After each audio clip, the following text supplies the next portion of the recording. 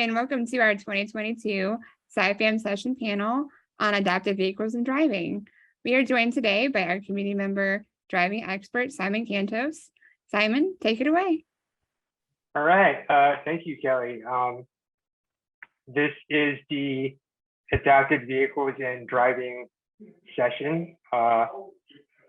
Just to reintroduce myself, my name is Simon Cantos. I have been driving since, I was about 19 years old. I'm almost 40 years old now. I've driven a variety of different vehicles. Currently on my third vehicle. And over time, I've amassed quite an extensive amount of experience with terms of adaptive vehicles and adaptive driving.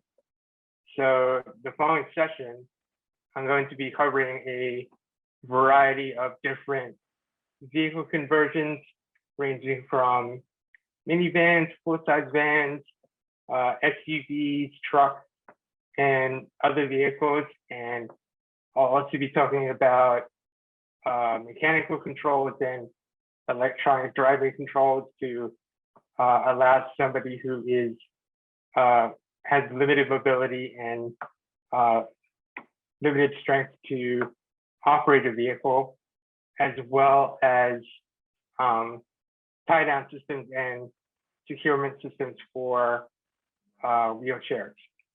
So the first category I'm gonna kind of cover is minivans. So they're basically categorized by either rear entry or side entry.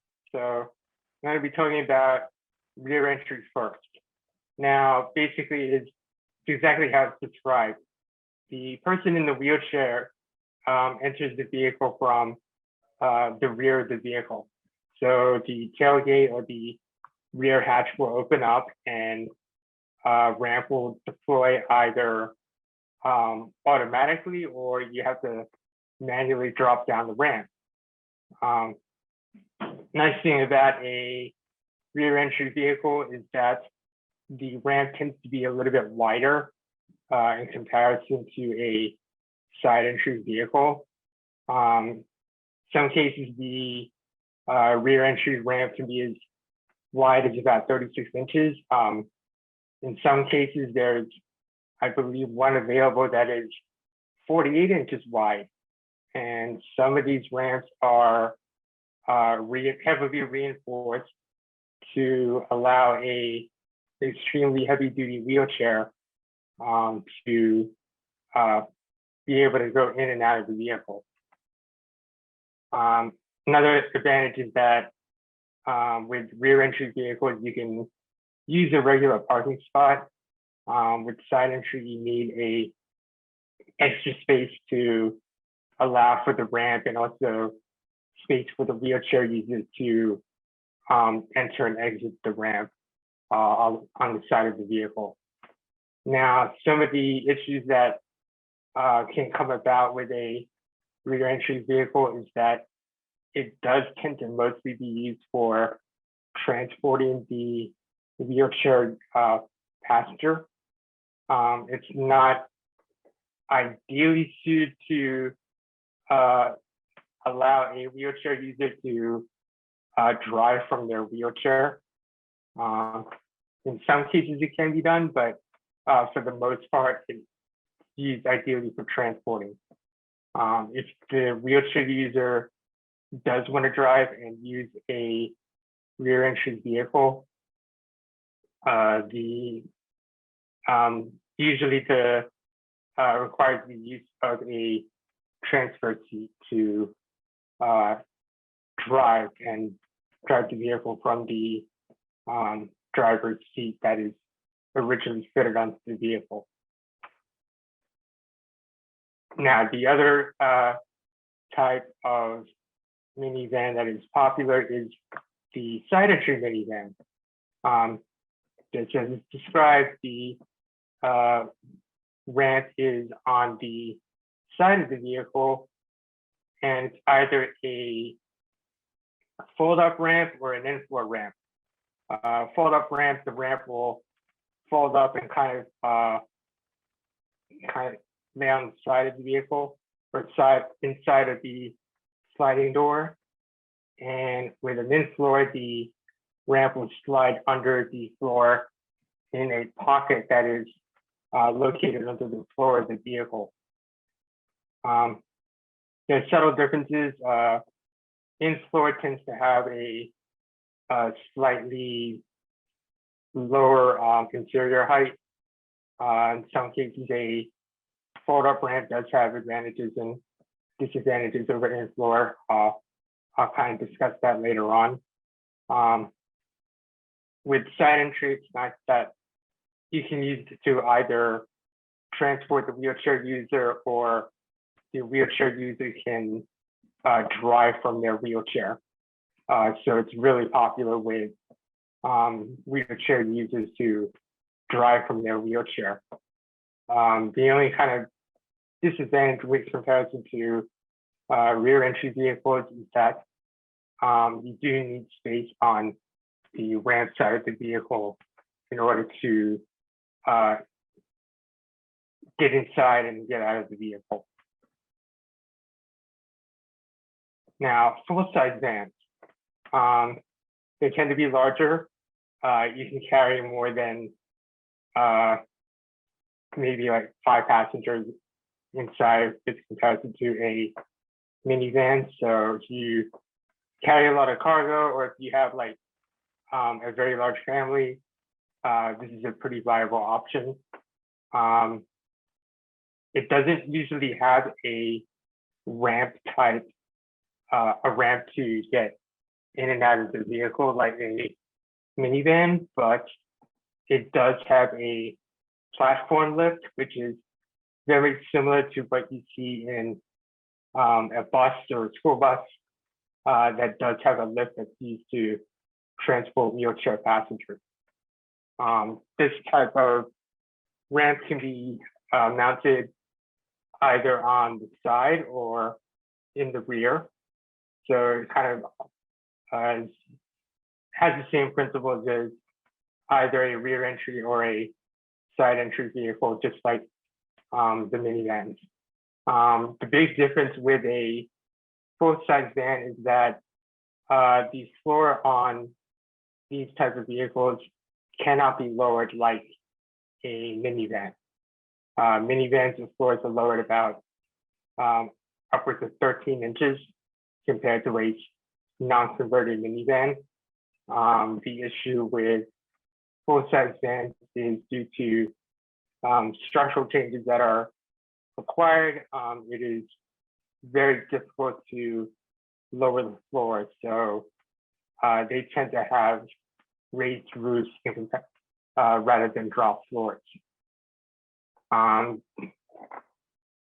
Now, since these type of full-size vans tend to be fitted with lifts rather than ramps, there can be issues that can occur with a lift that you won't experience with a ramp.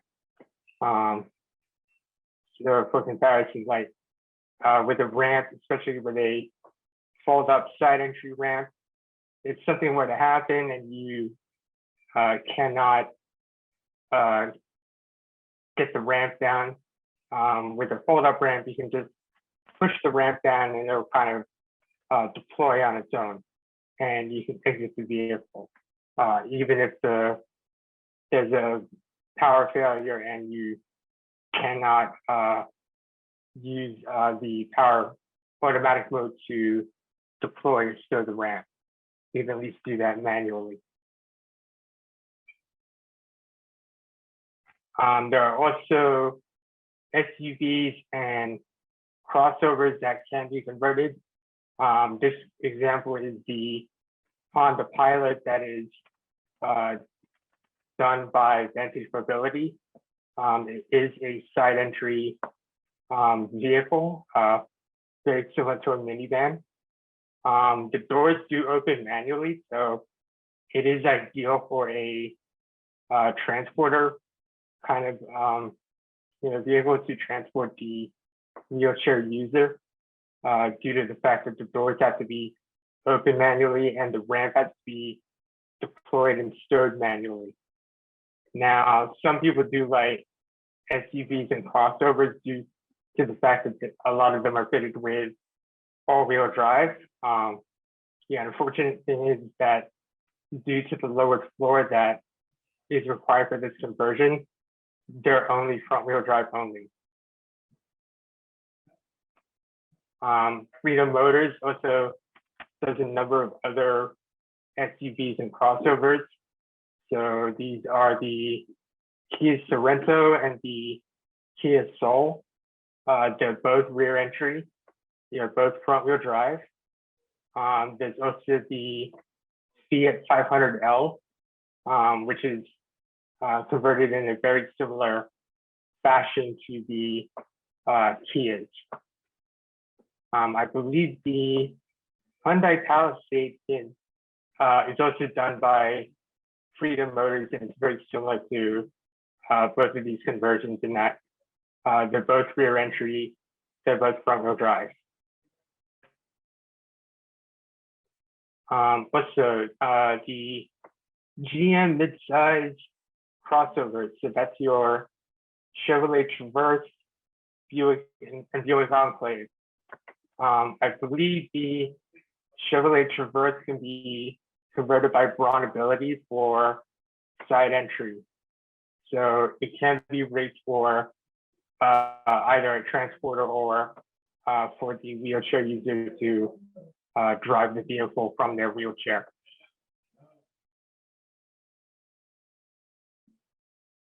And full-size trucks. Typically, these are done by one or two companies, AT Conversions or Rhino Mobility. They tend to, for the most part, convert GM full-size trucks. So that's your Chevrolet Silverado, your GMC Sierra. They'll also do the full-size SUVs, so your Chevrolet Tahoe, Chevrolet Suburban, right on up through, I believe, the Cadillac Escalade.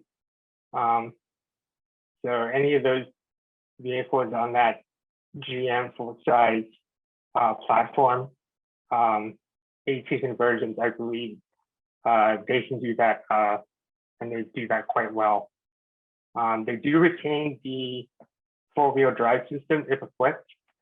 The only disadvantage to these conversions is that the cost of conversion is somewhat high. Depending on where you live, like there can be limited support. Some mobility dealer networks do not support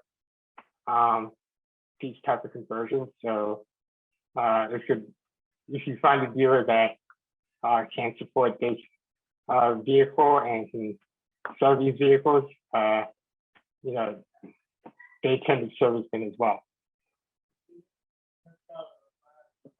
All right, moving on to control. There are many different ways to for the wheelchair user to operate their vehicle without using their feet to operate the pedals. So there are two ways of doing this. This way is the mechanical way of operating the pedals. So it usually consists of a variety of mechanical levers or other non-electronic methods to operate the pedals.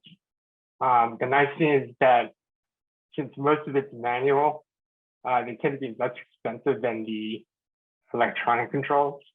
They can usually also be, in some cases, retrofitted onto different vehicles. So some of these I've seen some people will easily like bolt them onto the pedals, and you know, they can use it. And then if they rent a vehicle and they if they're going out on a trip, they can easily unbolt those controls and bolt it onto their rental car and you know, drive that vehicle that they can rent. There are mechanical controls that are a little bit more extensive and a little bit more sophisticated, and they can only be fitted onto a specific vehicle, usually the vehicle they own, and they're not able to be easily unbolted and bolted onto a new vehicle. Now, there are more, if mechanical controls aren't something that can be used by the wheelchair user, it can be, they may need the, they may need the need to have electronic controls. So these controls are separate from the standard controls that are already fitted onto the vehicle. The way they're mounted, the way they, some of the inputs that they use, whether it's a joystick, a lever, a touch screen, it's tailored specifically for the driver. So it's not something that can easily be used by a variety of different users. It's usually tailored specifically for the wheelchair user.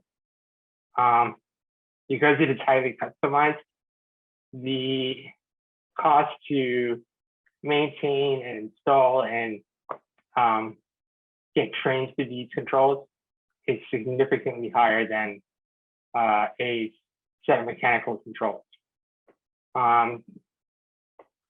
Due to the sophistication of these type of controls, you can have issues with some of the integrated driver assistance systems, like some of the active safety systems that are on the vehicle. Depending on how the vehicle is programmed, this may or may not be an issue. I know my own personal vehicle has a number of active safety systems, and for the most part, they do work. Some of the alerts do work. Some of the actions that the vehicle will do that isn't converted when it was converted to electronic controls, some of those didn't quite transfer. Like for example, there's a system known as lane departure. So if you drift out of your lane, sometimes the car will vibrate the steering wheel to let you know you're drifting out of the lane.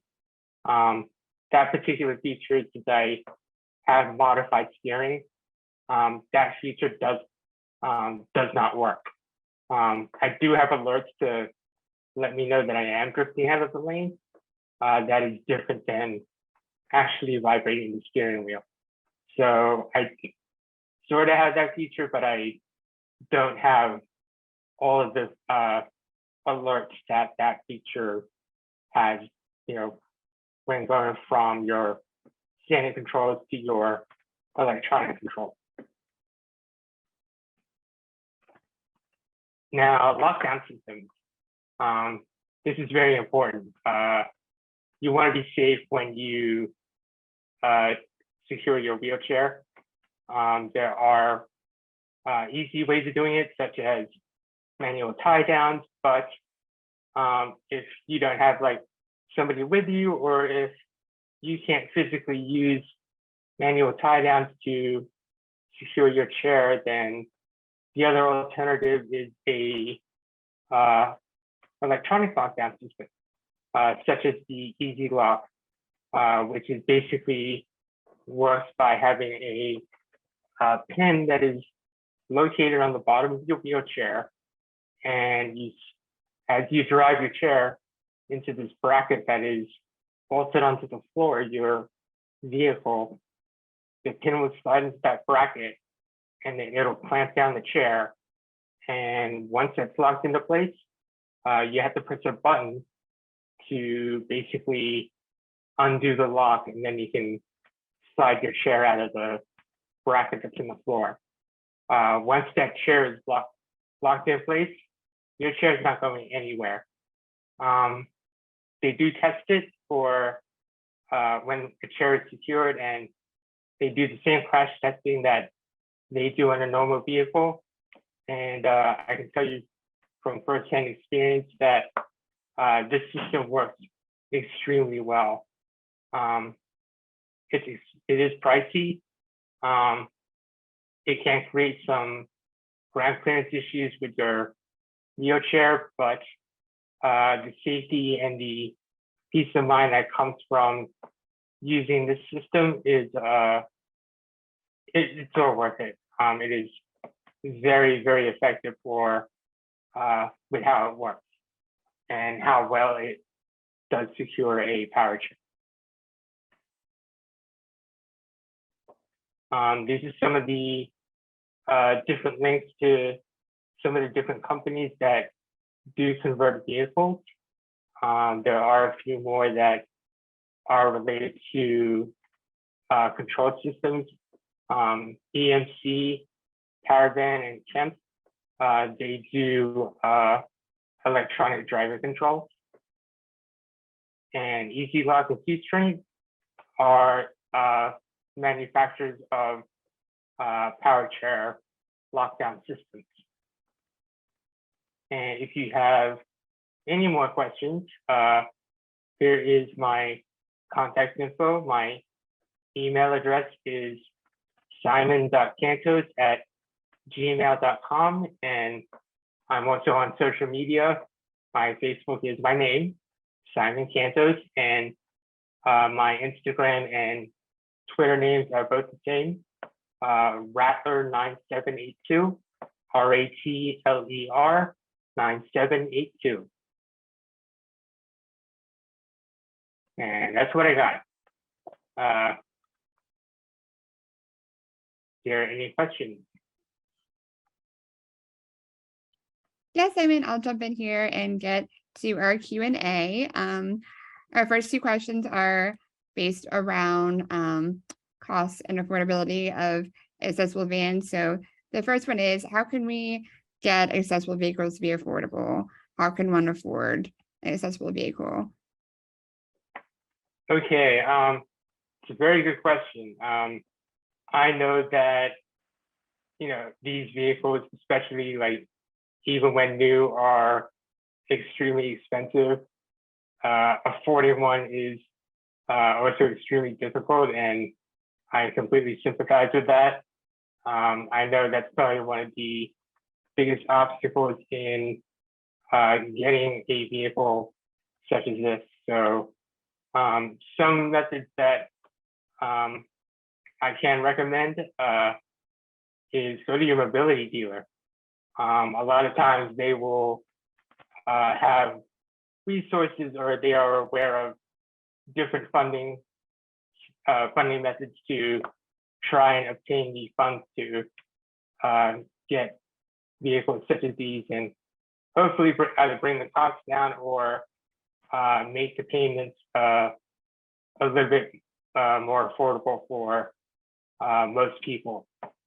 Another way of going about getting funding is through vocational rehab. Depending on where you live and depending on where you are in the US and even in other countries, it goes by different names, but vocational rehab is one method of at least obtaining funding for covering the conversion costs and also the driving controls if you do need it. That is a very long process, but it can be somewhat frustrating. But if you do go through that route and talk to your local vocational rehab office and talk with your counselor there, they can help you take the steps and go through the process of obtaining funding to cover the cost of conversion and controls. Yes, it can be long and frustrating, and I have said that before, but if you tough it out, you can get it, and The only cost that you have to worry about is the cost of the vehicle. Another method or alternative is known as the Assistive Technology Fund, which is usually a state agency that can help people with disabilities obtain low interest loans for assistive technology needs. So this can be for anything like home renovations to make your home more accessible, to power chairs, to accessible vehicles. Usually the interest rates that are provided by these assistive technology funds are lower than that you can get from a normal bank or a credit union. So there are restrictions. There are some guidelines that need to be followed, but if you qualify for that, it can help you with at least keeping the payments for your accessible vehicle fairly low. Any more questions? Okay, yeah, you kind of already answered this, Simon. But talking more about, I guess, finances, we had a question about, are there any grants for families of wheelchair users who need an accessible vehicle? I guess you would just steer them, like you said, to the mobility dealership and talk with sales to try to see about any available grants. Exactly. There are a variety of grants that vary from region to region, state to state. Your mobility dealer should know what grants are available within your state or within your region. It varies so much that it's very difficult for me to even like point you in specific, grants or any type of other financial assistance to, cover the cost of conversion or even like adaptive control. So your best bet is to probably consult with your local dealer. All right, and we have another question here. With self-driving technology available, why isn't it used more for handicap accessible vehicles? Okay, well, the thing with self-driving technology is that, at least for right now, it's not quite there yet. I know there's a lot of talk about like Tesla's autopilot system and other manufacturers trying to put in like advanced driver assistance systems, but it is not fully self-driving yet. A lot of times it's not entirely limited due to the technology. A lot of it is actually down to the legality of those systems. It's a really new and young and developing sort of system to have a vehicle completely take over the task of driving a vehicle in a real world situation. There's a lot of decision making and kind of situational kind of understanding that the vehicle needs to understand and kind of learn based on the experience of driving. And it's something that is, a lot of it due to reality is really difficult and a lot more difficult than most people realize. It's trying to like explain some of the decision making skills, but I would say that is self-driving going to happen in the future? Yes. I think it's going to take a lot of trust just with people in general to trust these systems that, for them to work reliably and in most conditions. And right now it's only in a few scenarios where the self-driving aspect of the vehicle can really be used, and taken advantage of. But in situations where there's bad weather, there's a lot of different objects moving around, like traffic or pedestrians. Right now, at least for most everyday vehicles, even the vehicles that can be converted for somebody in a wheelchair to get in or even drive, the technology isn't quite there yet. It may happen in the future. If it does happen and it is integrated, then I'm pretty sure that those systems will be retained. But the need for somebody to have control of the vehicle, whether they are using a wheelchair or not, right now it's still necessary. All right, we will wrap up a few more questions here. I'd like for you to tell us a little bit about your current vehicle, Simon. Can you tell us about what car you drive right now and what your Okay, setup is like? I currently drive a 2020 Honda Odyssey. It's been converted by a company called Ability. The driving controls are done by EMC and also another company called Collie Built. Collie Built is a company out of California that did the steering for my vehicle, that allows me to steer the vehicle, because I have a customized near zero effort, horizontally mounted, small diameter steering wheel. So the original steering wheel off the vehicle has been completely removed and replaced with this Collie Built steering system. The steering wheel controls on the original steering wheel have been removed and then relocated to a box where it's in easy reach for me to use, because I do need to have access to use the steering wheel controls. And then I kind of went the extra mile, or I guess I took the extra steps of doing some little tweaks and changes that I felt were necessary.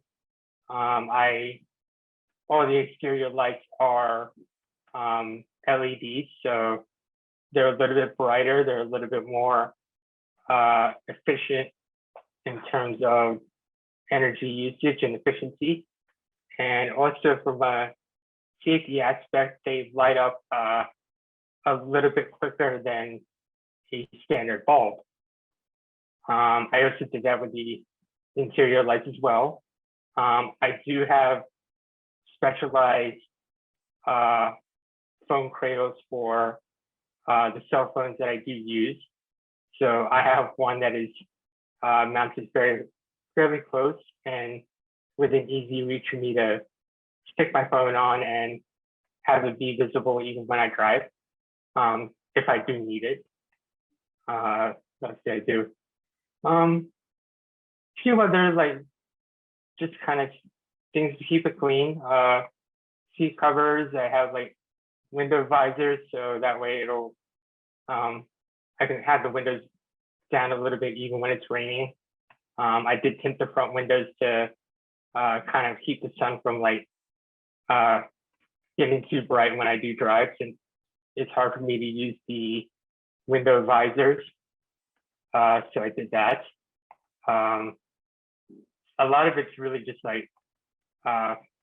practical stuff or stuff for efficiency. I do have some stuff that is unabashedly cosmetic, So I have a front lip on it. I put a couple a trunk wing and a roof wing, but just a few little things to inject a little bit of my personality into my vehicle, and it's something that I have a lot of fun doing. Awesome. And then we'll wrap up here. So I feel like most people would gravitate towards, with the accessible vehicles, they gravitate towards more of the minivans. Can you talk a little bit about, I know this has opened up a whole can of worms, but Chrysler versus Dodge or Honda versus Toyota as far as preferences and features for accessibility capabilities? Sure. Yes, the minivan kind of, accessible vehicle is, it is popular. The big three, which is Chrysler, Honda, and Toyota, are the top, usually the three minivans that everybody tends to cross shop. Just from the manufacturer standpoint, they all have their advantages and disadvantages, but they're, in terms of space, like they're all almost the same size. Feature-wise, they're almost like all identical. Performance-wise, they're somewhat similar, although Toyota now, with Sienna going hybrid, they're very much like going after the efficiency kind of advantage over the other two minivans. So if you're just chasing like efficiency and trying to be able to go as far as you can on a single tank of gas, that's kind of your best bet. Chrysler does have a Pacifica hybrid, although right now it can only be converted for rear entry. They don't have a side entry Pacifica hybrid at this time.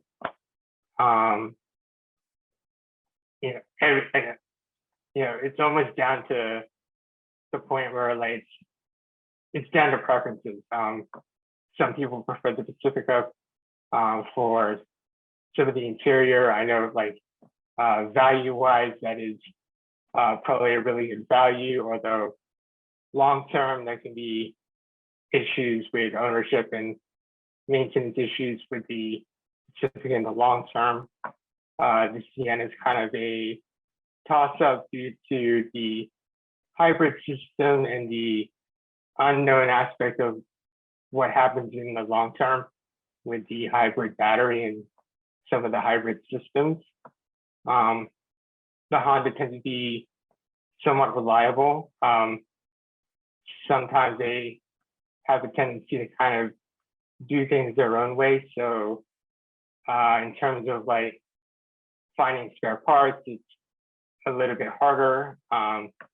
Maintenance wise, it can be a little bit more higher maintenance than say the Pacifica, but the Honda tends to be pretty dead on reliable. Same thing with the Toyota. So the big difference is the company that converts these vehicles. The two big ones are mainly Brawnability and VMI, or Vantage Mobility. So how they convert the different vehicles is kind of adds a little bit of complexity to the van choice that people tend to go for. I know with the Odyssey, the VMI and Brawnability, they tend to only do in-floor on the Odyssey. The VMI, with the Toyota Sienna, VMI offers it an all-wheel drive, whereas the Brawnability doesn't.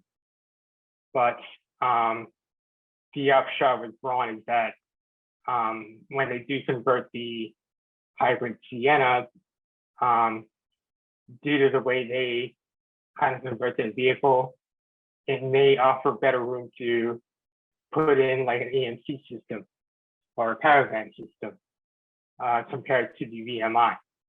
If you need to have like a near zero effort steering system like the Collie Belt system that I have in my vehicle, it may be a little bit more difficult to install that in a Pacifica in comparison to a Toyota Sienna or a Honda Odyssey, just due to clearance issues.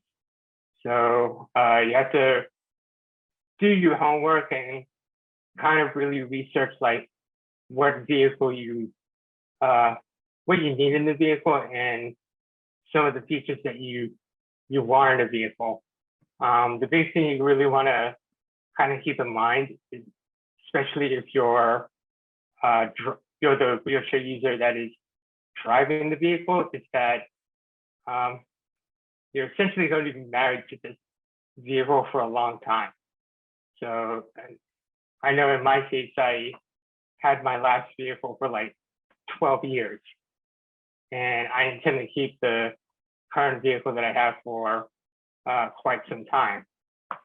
You definitely want to choose the vehicle that you're willing to live with for, those 10 or 12 years, because it's very, very difficult to get a new vehicle, especially if you have custom controls in it. It is expensive. It is, something that you really want to be absolutely sure that you can, fully use everything that it's capable of, and something that you going to enjoy having for a long time. All right, I think we will close out our session here. Is there anything else you want to add or leave us with, Simon? Cars are fun. That's pretty much it. I enjoy it. I hope others, kind of get the same kind of fun that I've had out of it. They're not always mundane. I know some people just see transportation as just the means of getting around, but for me, it's a little bit more than that. And I hope that I convey that. Great. All right. Thank you for watching.